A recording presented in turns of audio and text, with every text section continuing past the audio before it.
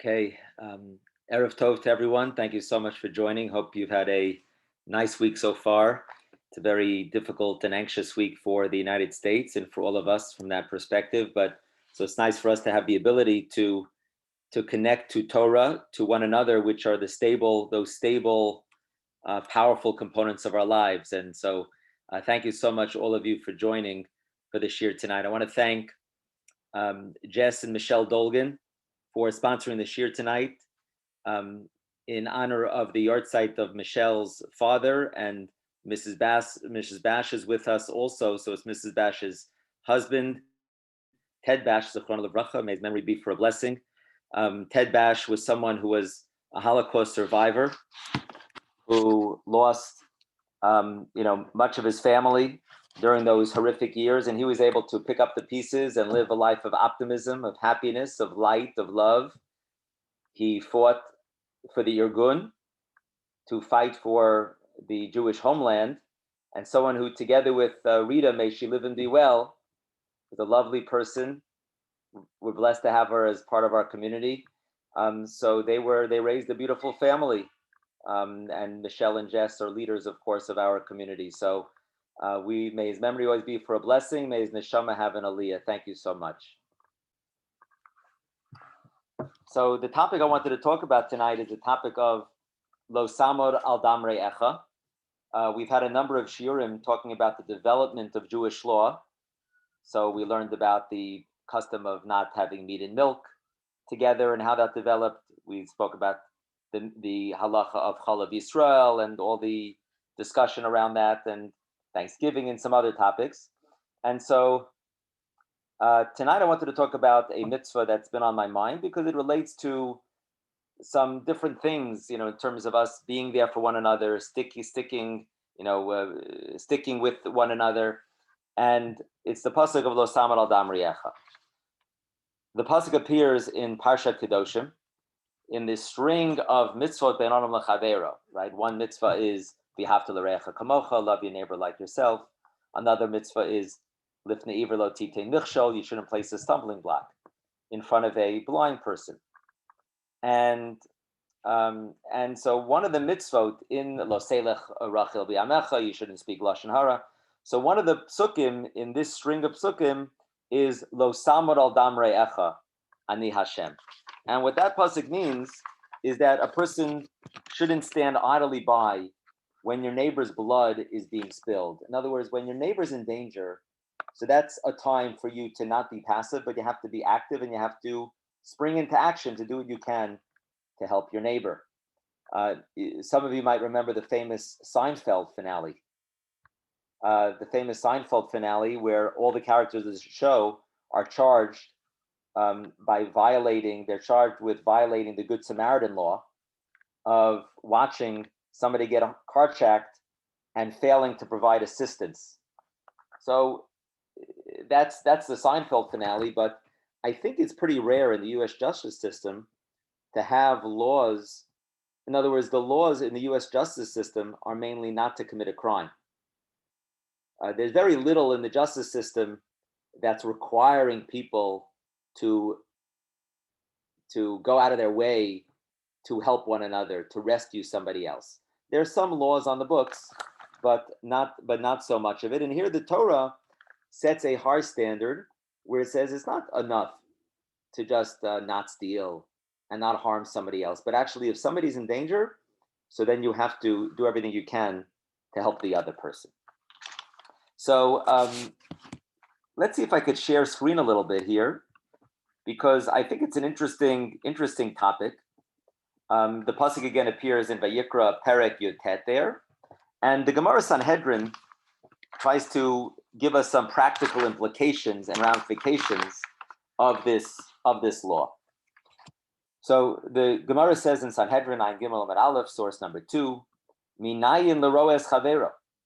How do we know that if a person sees their friend, shu toveh benar, that he's drowning in the sea, or drowning in the pool, God forbid, or chaya gararto, or there's an animal that's attacking him, or listim by a malav, or if he's being attacked by thugs?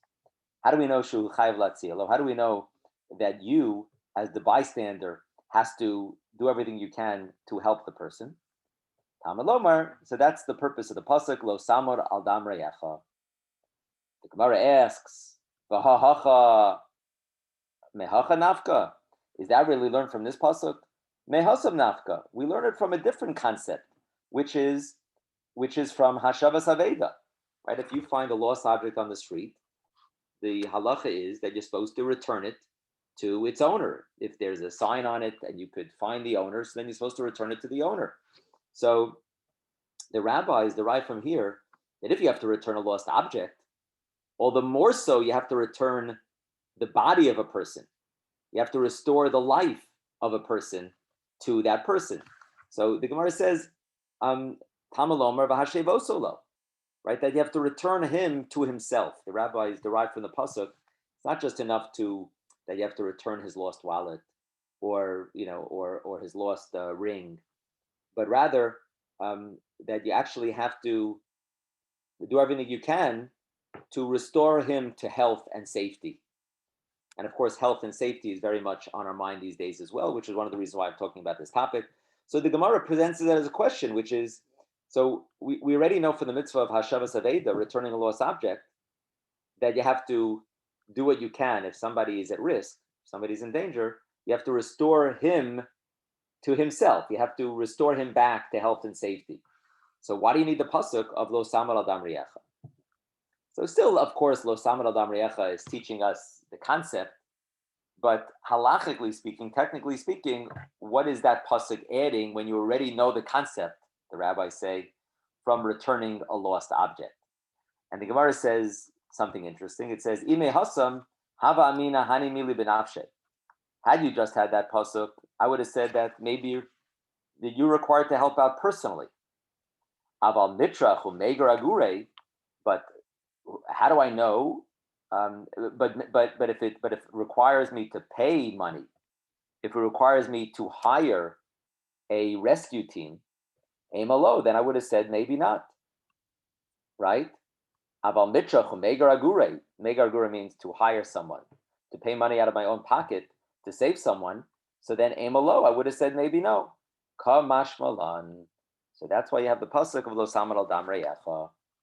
So if you take this Gemara at its conclusion, essentially it's saying that from Lo Samar Al Dam Reyecha, it's teaching us that not only do you have to help somebody else, but you have to even pay out of your own pocket to help that person. And so now, can you get the money back from that person?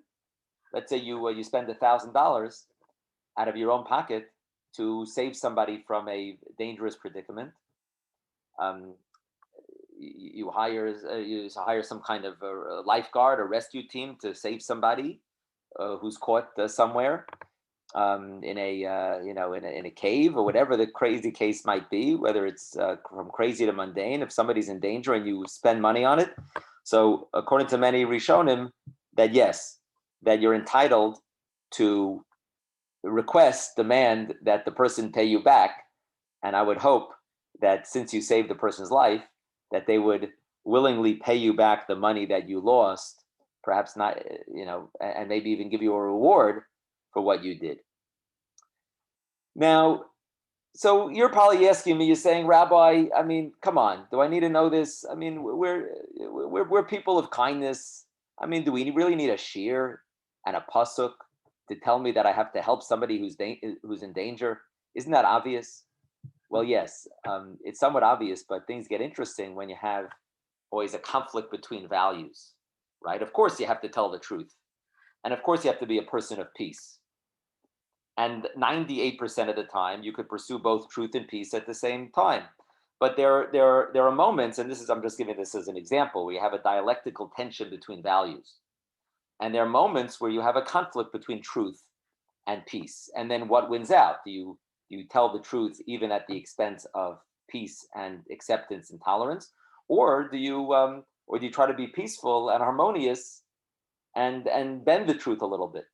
Since I mentioned it, just to remind you of Aaron, right? Of Aaron HaKohen, who is known as an Oev Shalom V'Rodev Shalom. He was somebody who loved peace, and he pursued peace. He was a man of peace.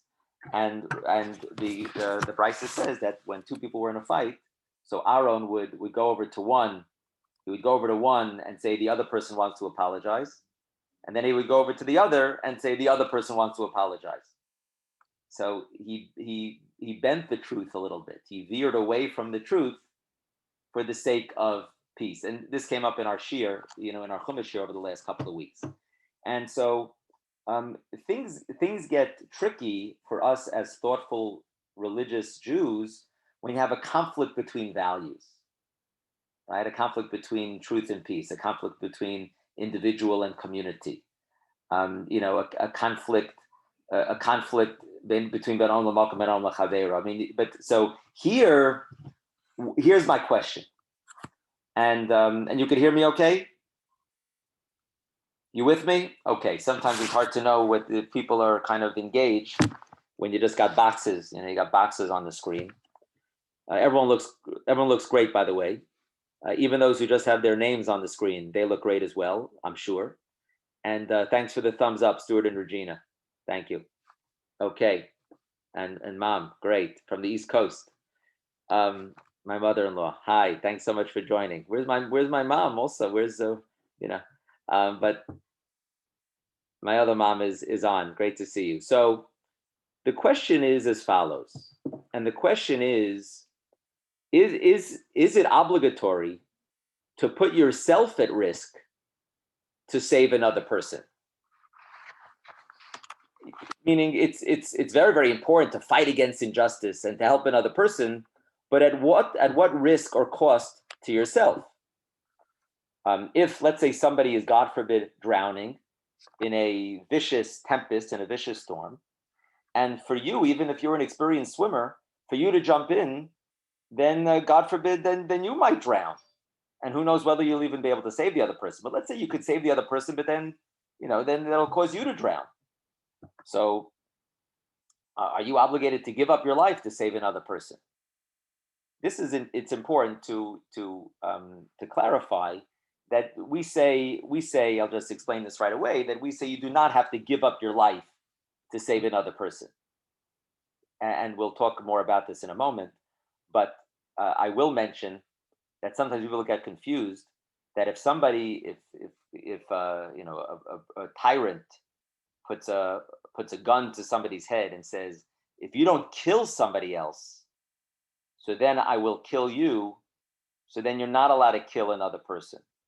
So we say that, right? Murder, idolatry, adultery, these are three mitzvot that you have to give up your life before violating. You have to give up your life before violating them.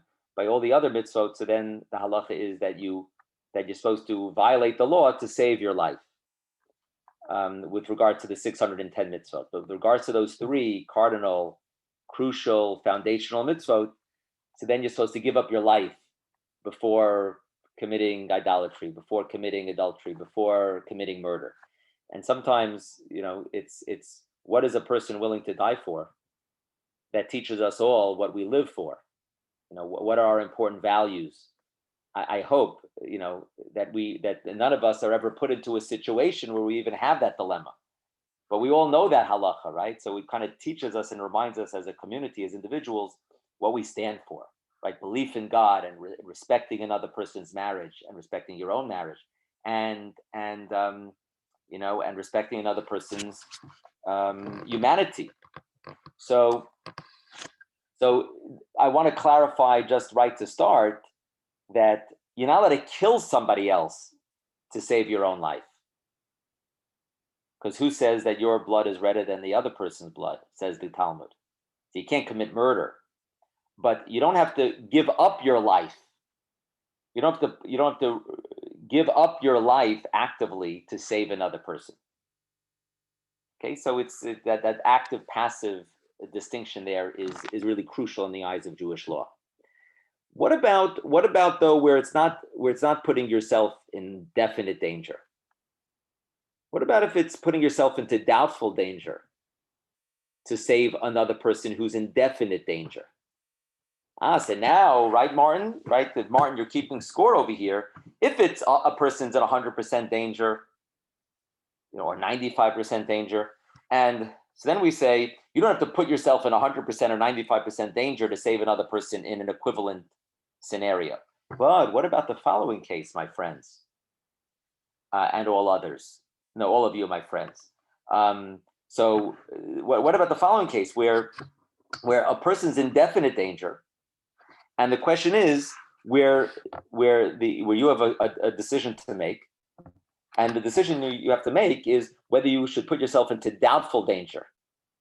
Let's say 50%. It's a 50% risk to your life, just for argument's sake. 50% risk to your life to save somebody who's in definite danger.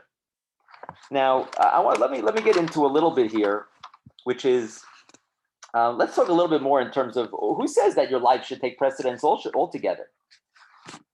Why do we say that you don't have to give up your life to save somebody else? So this is Ron, you know this, and Jerry and Madeline, you know this, and others as well. The famous passage in the Gemara above Metzia that says that if two people are walking in the desert, there's a famous conundrum of two people walking in the desert where they've pretty much run out of food and water, and one of them has a canteen of water.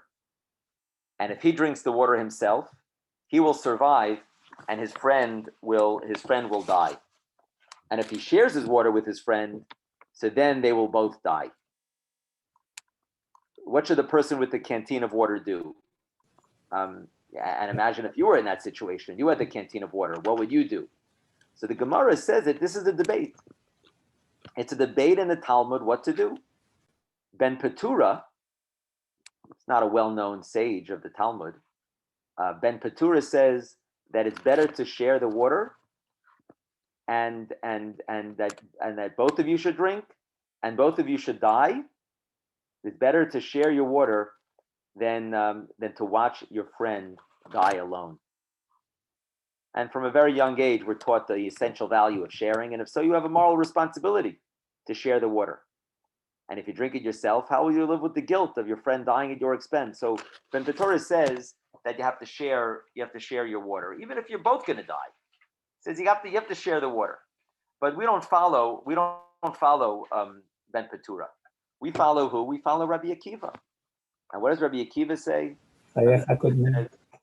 Ron, what does he say? Thank you very much, Ron. He says, Chayecha kodmin l'chaye chavercha. It says, V'chai achicha imach. That if your friend is in crisis, so then you have to support your friend imach, together with you. The fact that, Madeline, it says together with you implies that you will be alive and well after you do that chesed. And that leads Rabbi Akiva to teach us that your life takes precedence, and you should drink the canteen yourself. And I guess Rabbi Akiva felt, based on the pasuk, that you're personally invested in your life, and you're entitled to worry about yourself first before saving others. We all know the spiel on the airplane before takeoff, right? That you need to take and secure your own oxygen mask before dealing with other people's oxygen mask. And also, what good is it to share it if you both are going to die? So Rabbi Akiva therefore disagrees with Ben Petura and rules that you should drink it yourself to save your life, as opposed to both of you dying. And I think he would say, even if it's to save the other person and then you'll die, chayecha kodmin, your life takes precedence. It's interesting because Rabbi Akiva was also the rabbi who taught that v'ahavta l'recha kamocha zeh klal gadol b'Torah, that respecting your friend is a great principle of the Torah. I once heard from my Rabbi, Rabbi J.J. Schachter, that we know from the Gemara that during Sfiras HaOmer we mourn the loss of the Talmidim, the students of Rabbi Akiva who died during Sfiras HaOmer, and the rabbis say that the sense that they got was that the students did not show kavod one to the other. How could it be that they didn't learn from their Rabbi Akiva, that v'ahavta l'recha kamocha? So it could be that he taught it, but he wasn't able to bang home the message. It could be that after that happened, then he realized maybe how significant v'ahavta l'recha kamocha is. He always knew it was significant, but maybe he knew to emphasize it even more. But I once heard from Rabbi J.J. Schachter which is that the students heard this psak of Rabbi Akiva, and they heard that your life takes precedence, and they misinterpreted it.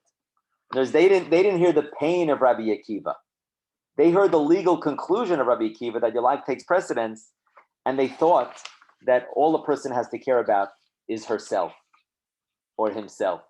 And that couldn't be further from the truth, right? We value chesed almost above almost everything else, right? And the mitzvah of tzedakah, the Rambam says the mitzvah of tzedakah is the most important mitzvah of the 248 positive commandments. Usually we don't, all mitzvahs are created equal, just like all people are created equal, just some are more equal than others. I think it was George Orwell who said that. But all mitzvahs are created equal. Usually don't balance them and measure them one to the other. But the Rambam says tzedakah and chesed stands as the premier mitzvah.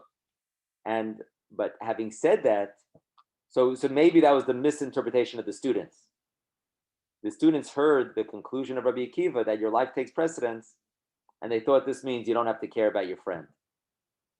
All right, so that's a drash. But leaving that aside for now, Rabbi Akiva teaches us clearly, and we follow Rabbi Akiva, that your life takes precedence. Okay, Linda and Dick, you there? Alice? So, we're here. Okay, so now, okay, so here's the question. The question is, are you obligated to put yourself into doubtful danger to save a person in definite danger? What do you think? I'll pose this question to the group. Yeah, Ron, go ahead. All right. I'm gonna give you 3 examples of how different countries actually test the law. Israel is the strictest one. The Knesset in 1998 passed a law that if you see somebody injured and you don't render help, you're liable and you can go to prison. That's number 1. In California, we have the Good Samaritan laws, which means if you see somebody injured, you don't have to do anything. But if you decide to help them and give them CPR, you cannot be held liable because you did it in good faith. In Florida, there was a case in Cocoa, Florida, where a group of teenagers saw a guy was in a wheelchair drowning in a pool. They didn't do anything. So the judge says they were morally wrong, but we cannot hold them legally. So here are 3 examples, Israel being the strictest one. I just want to give you an example of how different states actually use that law. Ron, that's so interesting. Thank you so much for sharing that. That basically what you're saying is in California, that the Good Samaritan law, it's not that you're obligated to rescue somebody, but that if you choose, of course, it's a wonderful thing to do, and if you choose to do that, you're protected. You're protected. Can be sued, right? Okay, so Nechama put into the chat, she feels that you're not obligated to put yourself even in doubtful risk to save somebody in definite risk. And I'm sharpening the question, because if you just match it up, you would say, okay, I understand that I don't have to give up my life to save somebody else. I understand I don't have to put myself at 100% risk or 95% risk to save somebody else at 95% risk. But what about in this case where it's putting yourself at 50% risk and to save somebody else who's in 100% risk, right? So if you don't help the person, he's gonna most likely die. If you help the person and you save the person, there's a chance that you'll both live, but there is a chance that this might be fatal for yourself. So Nechama says no. Nechama feels that you're not obligated to put yourself in doubtful risk to save somebody else in definite risk. Anyone else want to share a thought? 2 could die as well. That's true, Nechama. That's true. You're right. And maybe you can give any thoughts that you have about this, the question. Yes, Michelle, you want to mention something? But you can't get it off mute? There you go. There, I'm sorry, I was typing it in. How about also if it would put your family at risk? If you're helping somebody else, there's a chance. Now it's not only you, but it could put your other people at risk. So meaning to help somebody else, it might not put yourself at risk, but it'll put your But family the at risk. question is, it's not only yourself. Now let's take a step further. Like for instance, in the time of the Holocaust, when people would help others, sometimes they weren't only putting themselves at risk, but they were putting their families at risk as well, if they would try to save someone. Mm-hmm. Mm-hmm. Right. So yeah, that's then absolutely. So then that's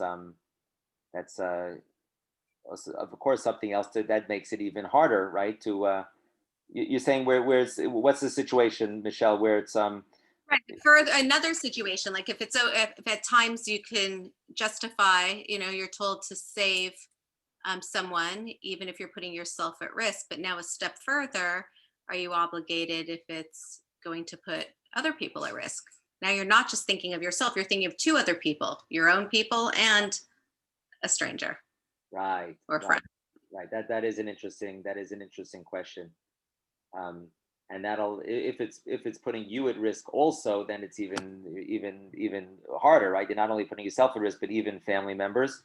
But what about the case of where somebody's at risk and it'll put other people at risk? I think it's a similar kind of question. It's a similar kind of question. And that gets into that's interesting. Similar, but a little different. So let's see if we could maybe we'll come back to that. But that's an interesting question. Yeah, Fran, go ahead.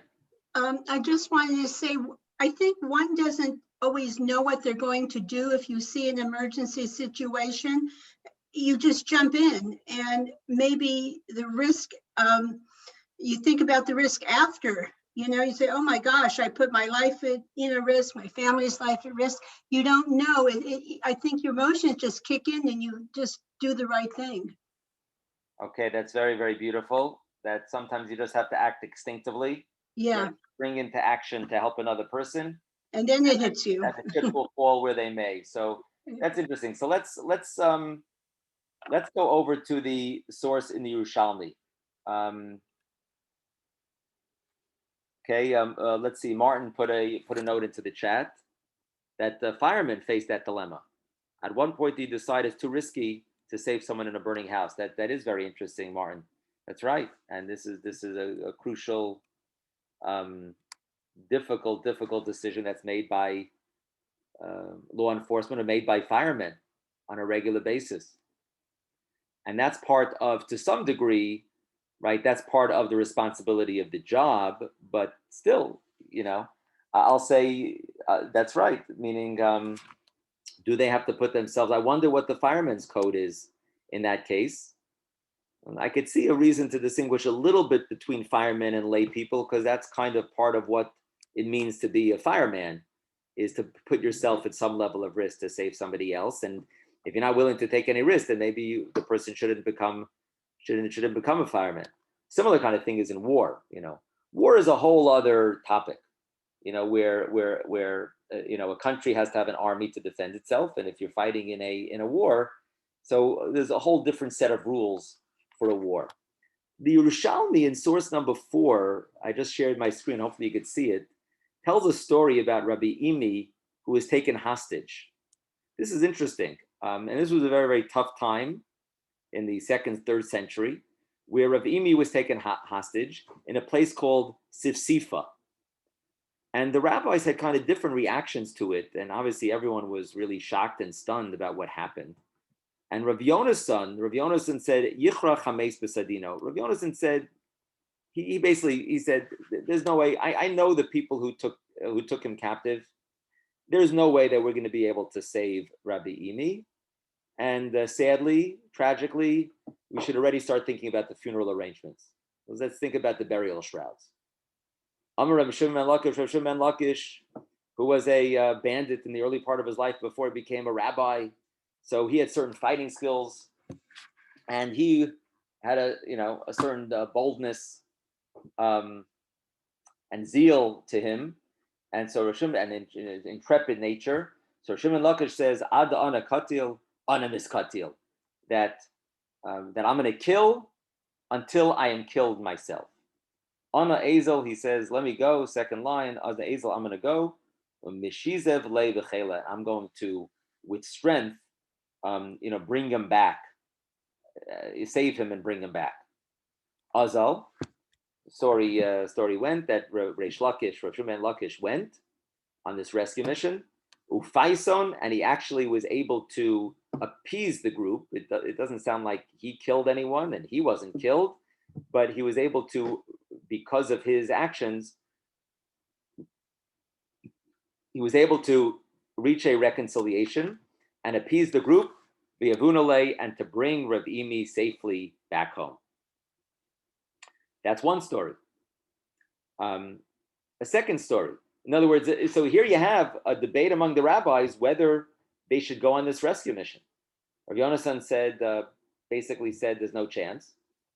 And Reish Lakish, seemingly, right, if you ask Reish Lakish what's the answer to the question, he would say what? He would say that you have to put yourself into doubtful risk, which is what he did, to save a friend, to save somebody in danger. The Gemara in Brachos has another interesting story.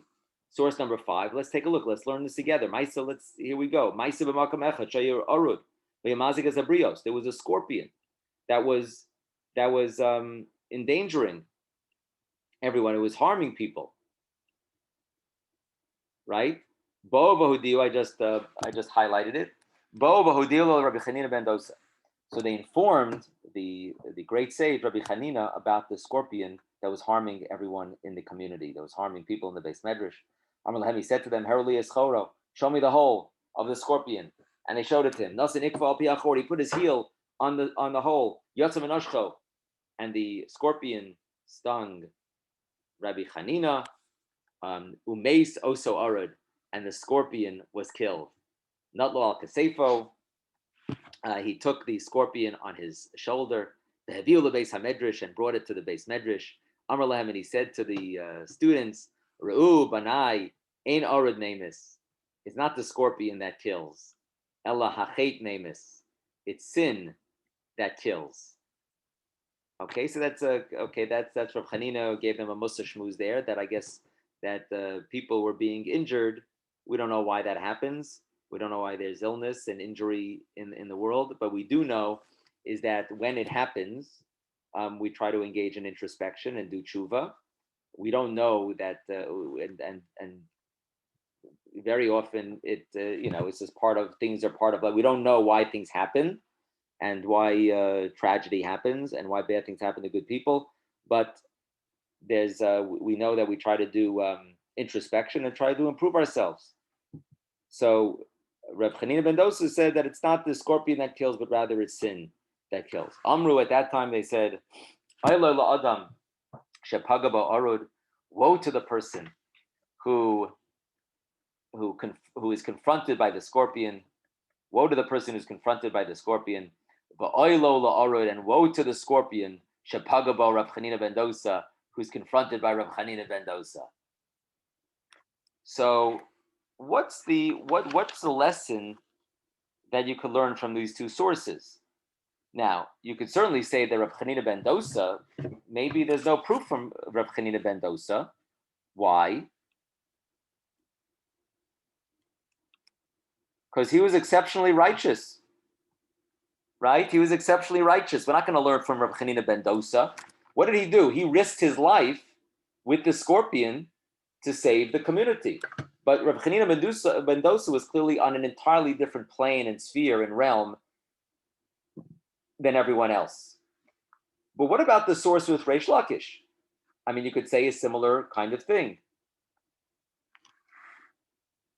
Yes, Martin, I agree with your comment. That's I agree with what you wrote there. So this is interesting. The Beit Yosef, Rav Yosef Karo derives from the Yerushalmi and also from Rav Chanina ben Dosa that chayiv, he says, chayiv lahachnes atzmecha lesafek sakana, lahatzil vaday sakana. The Beit Yosef says, you see from this source that a person is required to risk, to put himself into doubtful risk, to save another person indefinite risk. This is the mitzvah of lo samar al damri echa, and it's a numbers game in a certain sense because it's only a suffix for you, and it's a vadai, and it's a definite for the other person. and that's why you have to insert yourself into the situation. And the Sma and other commentaries point out and say that all the other Rishonim don't mention it. And apparently, what the Sma wants to suggest is that the other commentaries and halacha codifiers disagree with the Beit Yosef, and the majority opinion is, in fact, not like the Beit Yosef. And the majority opinion is that no, we can't derive any halachic normative practice from Reish Lakish. Reish Lakish decided to take matters into his own hands, but that doesn't necessarily mean that that's a good idea for everyone, and it doesn't necessarily mean that it's required of everyone. And so I think most commentaries do not agree with Rav Yosef Karo with the Beis Yosef. Even in the Shulchan Aruch, I don't think it's found in the Shulchan Aruch, but he does mention it in the Beis Yosef. Now, I want to mention something that getting to I want to get to vaccinations. I want to get to vaccinations, and I want to get to kidney donations. What does this have to do with vaccinations? Well, one thing is that there's a very interesting source of the Tiferes Yisrael, Rabbi Yisrael Lifshitz, in his commentary on the Mishnah, and he's talking about the inoculation of smallpox. And he says that, and he praises the inventor, the scientist, the doctor who discovered the vaccine for smallpox. I think his name was Edward Jenner, and this is over 150 years ago. And the Tiferes Yisrael says that there are some risks associated with taking the inoculation, with taking the vaccine for smallpox, which he calls pakin.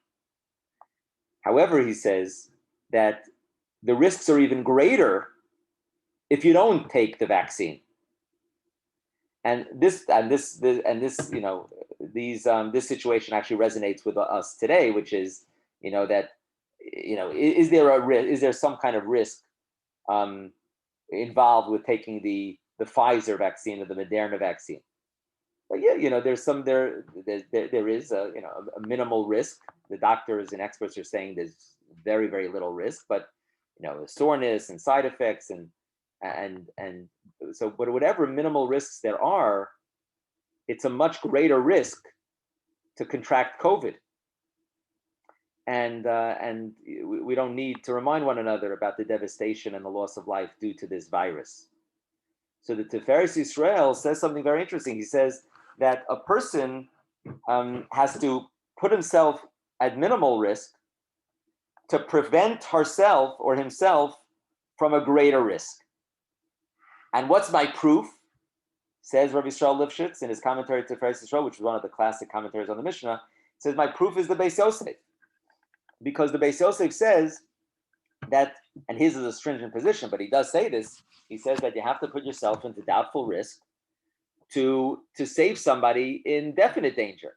So if you have to put yourself into doubtful danger to save somebody else who's in definite danger, all the more so you have to put yourself into doubtful danger to save yourself from definite greater danger. You hear what he says? So I think it's a brilliant proof from the Beis Yosef, which is about smallpox, but really it resonates with vaccination today, and that's why we're encouraging people to take the vaccine. It's safe.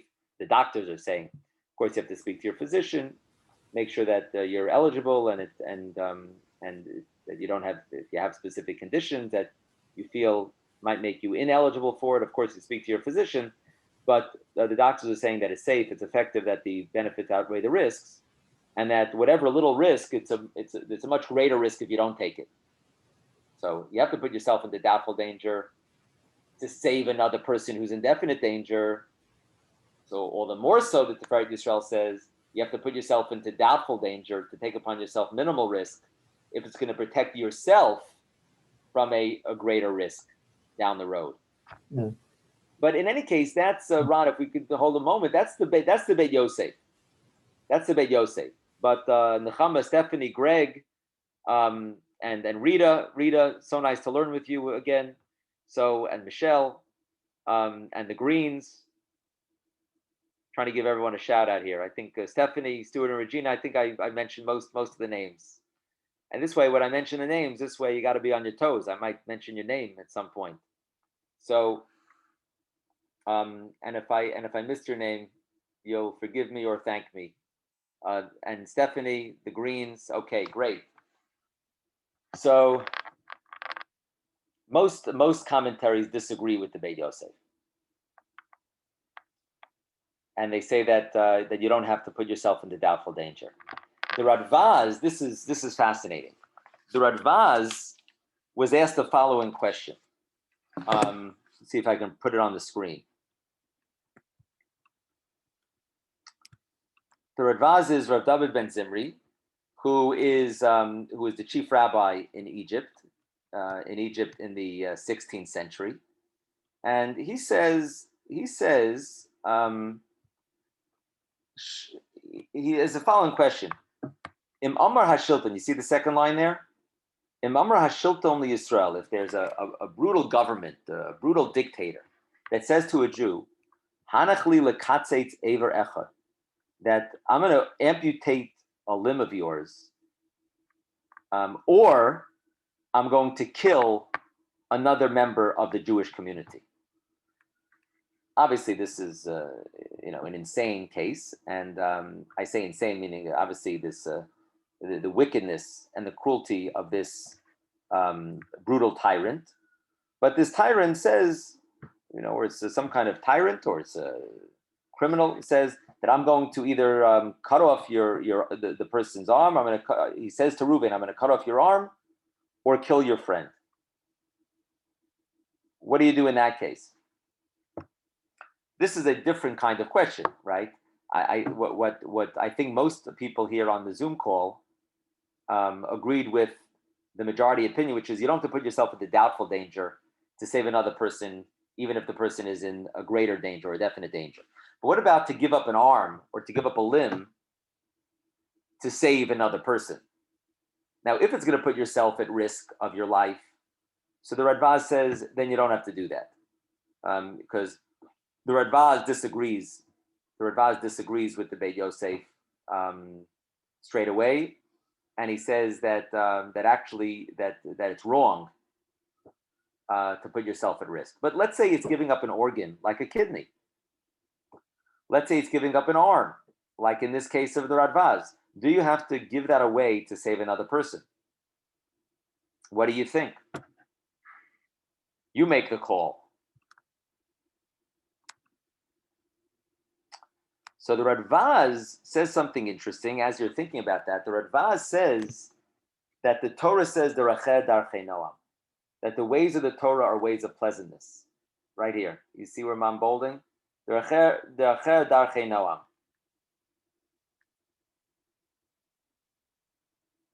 trying to get the bold there. Okay, there we go.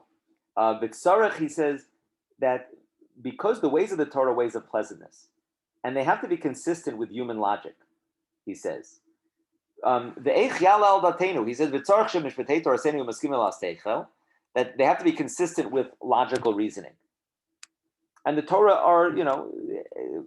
promotes ways of pleasantness and of peace. How could we consider the possibility that we would require a person to give up his eye, or to give up his arm, or to give up his leg to save another person? Yes, we're a very compassionate religion, and olam chesed yibaneh. We all know that, and we mentioned that before. But when the chips are down, to require a person to give up an arm, to give up an eye, to give up a kidney, to save another person, it's hard to require that. He does say, though, he says that it's a midas chasidus. To put yourself at risk, to put your life at risk, then you shouldn't do that. But to give up a limb when it doesn't put your life at risk, that's something that the halacha is not going to require you to do that, because that's asking too much. And the Torah would never ask us to do something like that. But it is a midas chasidus. It's a beautiful thing to do. It would be a very, very pious act to do it. And fortunate is the Fortune is the one who has the portion of a person, of the person who could, overcome that and make a decision to help another person. Right? And if there's a doubtful danger, then you're actually a pious fool. You shouldn't do that, as I mentioned. There's an interesting Meshech Chachma who says that Hashem says to Moshe Rabbeinu that you should go back to Mitzrayim to save the Jewish people, because all the people who want to kill you have passed away, or they closed the case. They're no longer looking for you. Hashem says to Moshe. Remember what happened, everyone? Where Moshe was, where Moshe killed the Egyptian, and then Paro wanted to execute Moshe or put him to trial, and Moshe ran away to Midian, and Hashem says to Moshe, "Go back, because all the people have died." So the Meshech Chachma says that you see from here that had those people been alive who wanted him dead, Lo yitzarach leilech, Moshe would not have been required to go back to Mitzrayim, even to take the Jewish people out of Egypt. Even though everyone needs him, you don't have to insert yourself and put yourself at risk. So that's an interesting collector's item source from a Meir Simcha Dvinsk that we learned from Moshe Rabbeinu, and the Chavad Das Rabbi Yosef talks about kidney donation. He talks about kidney donation, and he basically says like this. He says that he essentially says that it's not obligatory. So this is obviously a very, very difficult, complicated question. And it ends up very often being a difference in people's minds. Is it a family member, right? Is it a friend? Is it someone maybe you don't know altogether?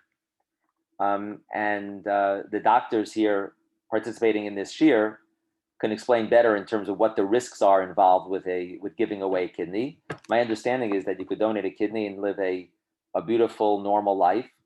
But when you give away a kidney and you're left with one kidney, so then there's there's certainly health risks associated with that. And so it's giving away an organ and putting yourself in some level of risk.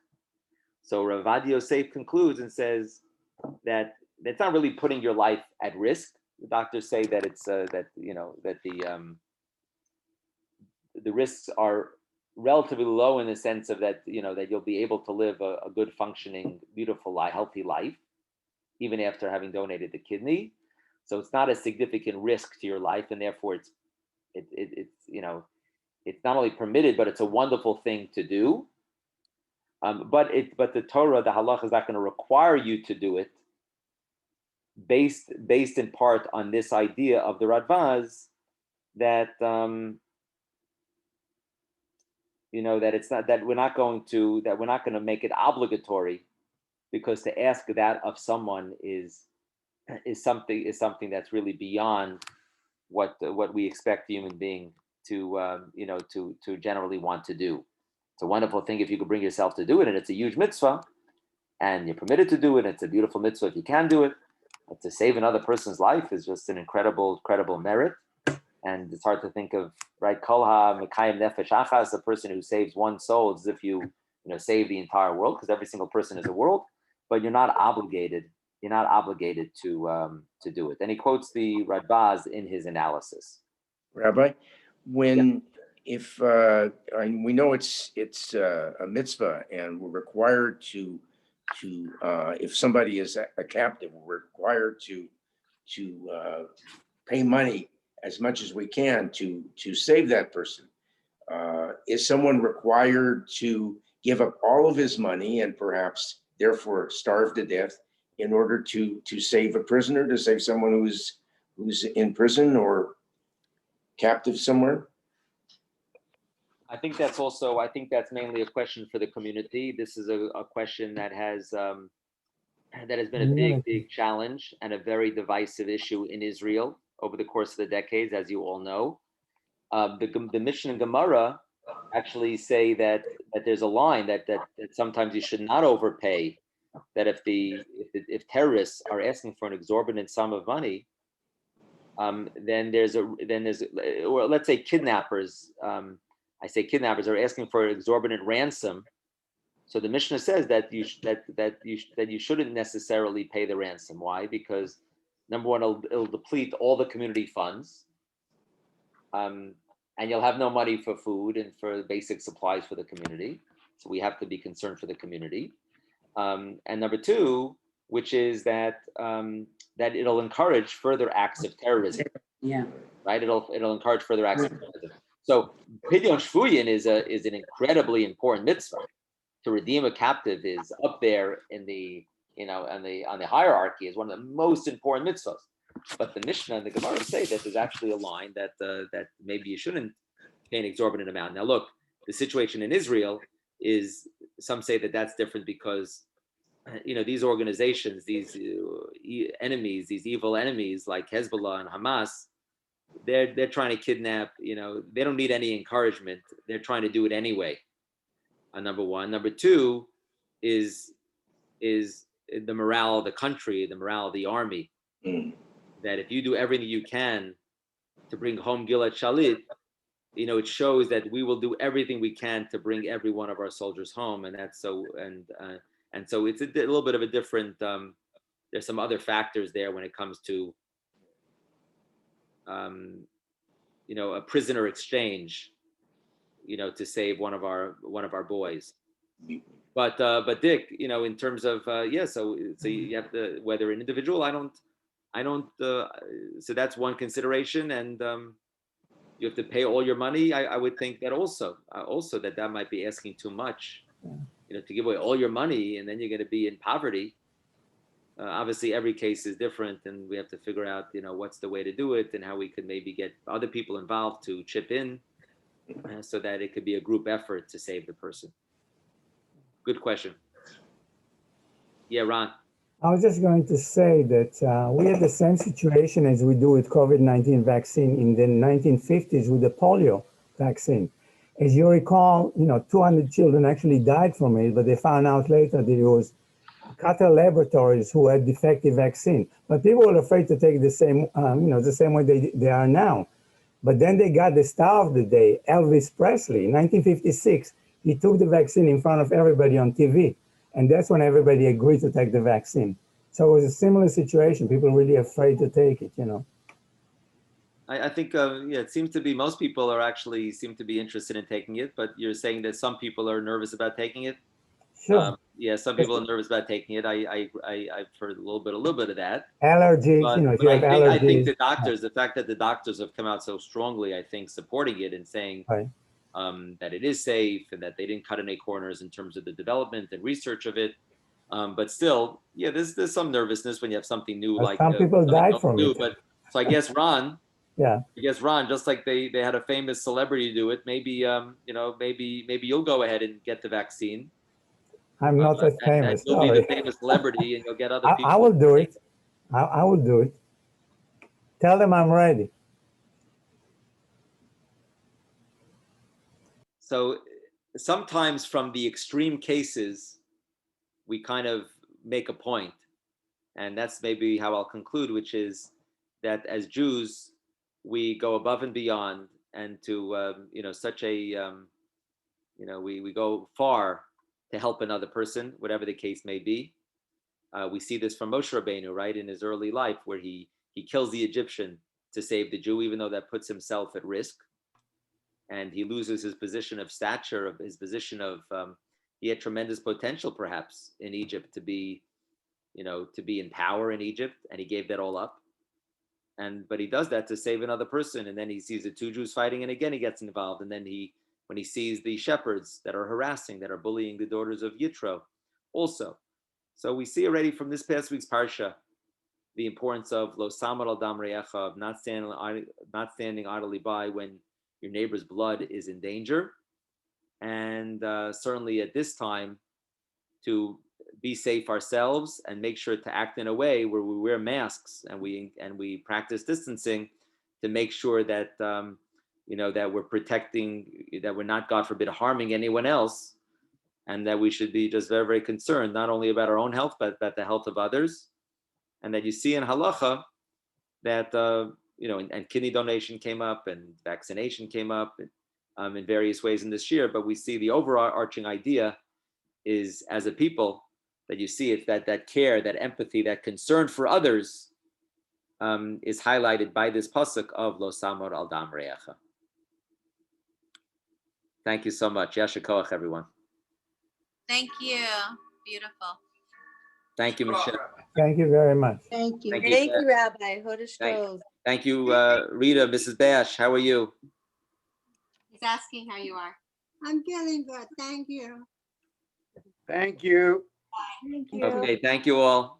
Thank you. Rabbi, does the office ever give you the message when I send in my donation for the yurt sites? I always put a little note to thank you for the share because I learned so much from you. And it's Yes, been actually, wonderful. No. Did they ever give you that message? yes, thank you very much. Actually, the bookkeeper gave me the message, I think, yesterday with a little note thanking me for the shiurim. So yes, Yeah, thank you because it's very been much. wonderful. It's the yurt site for my parents, Jean and Maya Victor. May the memory be for a blessing. Thank you very Thank much you. for doing that. Okay, Linda and Dick, are we? Is it a wrap? Are we? Can we? It's a wrap. Thank you very much, Rabbi. It's a wrap. Okay. All right. Thank you all. Thank you. Jerry, Yeah, Jerry, Thank you. Madeline, Nice. Ron, the Thank you. Greens, Fran, Martin, Thank Stewart, you. Regina, Thank you. Tell your father's, your And- father's neshama should have an aliyah. Yeah, Thank Regina. you. Thank you so much. he was an amazing man. Very, very cheerful, playful. I know he'd play tricks. He'd play practical jokes. Right. Yeah, he was great. Thank you so much. Mhm. You heard this beautiful share. Thank you so The much. Okay, bye, sponsor, Linda. Investment, it's just your side, I think.